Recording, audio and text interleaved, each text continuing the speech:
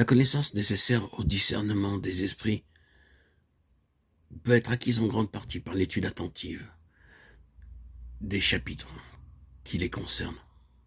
Mais il y a un discernement des esprits auquel il est fait allusion dans 1 Corinthiens 12, qui résulte d'une manifestation du Saint-Esprit dans les membres du corps de Christ.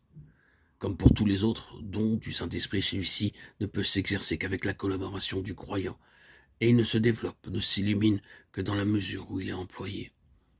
C'est pourquoi l'exercice de ce don peut paraître très ordinaire et ressembler à l'emploi de toute autre faculté purement humaine.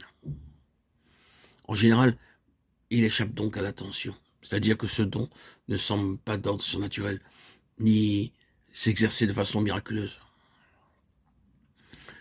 Comme tous les autres, il n'est pas pour l'étalage, mais pour l'utilité.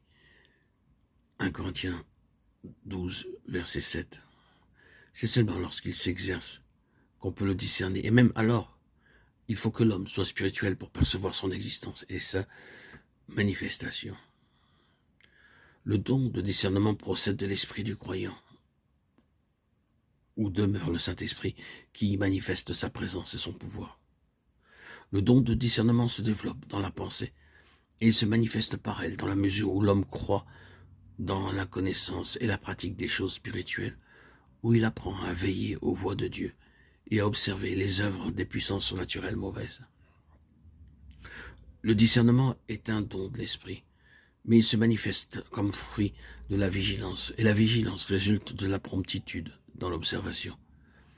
Il faut beaucoup de patience, beaucoup d'habileté, beaucoup de persévérance pour passer maître dans l'art du discernement et pour différencier à coup sûr les choses que doivent l'être. Hébreux 5,14. La foi nécessaire pour saisir l'autorité de Christ et l'exercer ne peut être fabriquée. Si pour l'exercer, il faut déployer quelques efforts, ceci prouve que quelque chose est en défaut, qui doit être recherché et examiné. Il faut alors s'appliquer à découvrir les obstacles qui s'opposent à la libre expression de la foi. Lorsqu'un soldat de la prière trouve difficile de croire, il doit chercher pourquoi. Y a-t-il opposition des puissances des ténèbres? Ou bien silence du Saint-Esprit au sujet de ce qui occupe ses pensées? Marc 16, 20. Il existe une sorte de foi qui est mauvaise. Elle est forcée. C'est une contrainte à croire qui procède des esprits mauvais.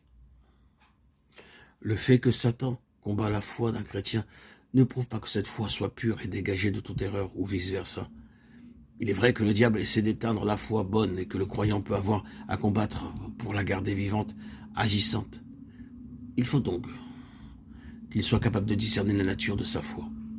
Vient-elle de Dieu? Est-ce Dieu qui l'a mise en son esprit? Ou bien émane-t-elle de sa pensée, de sa volonté et d'un désir personnel? Bref, a-t-elle sa source en l'homme lui-même ou en Dieu?